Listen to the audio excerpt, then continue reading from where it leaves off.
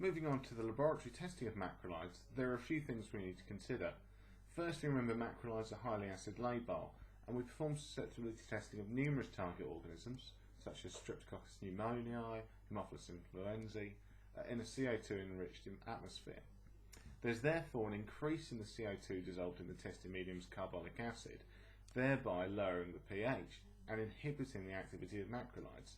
This artificially increases the MIC. We can get around this by pre-adjusting the pH of the medium. The D test is something we can use to check for MLSB inducible resistance.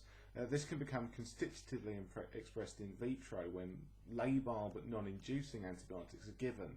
So although an organism may appear erythromycin resistant, clindamycin susceptible in vitro, it can become resistant to both.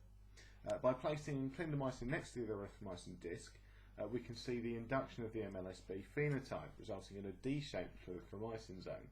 If we compare this to what we would see in an efflux mechanism, there'd be no distortion and therefore no clinical risk.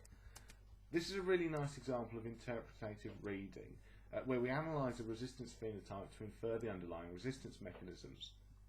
The scheme available on the wiki was proposed by Roland de Klerk, who chairs the UCAST Expert Rules Committee.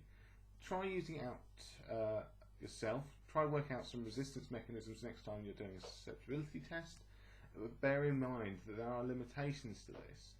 For example, multiple resistance mechanisms can be masked.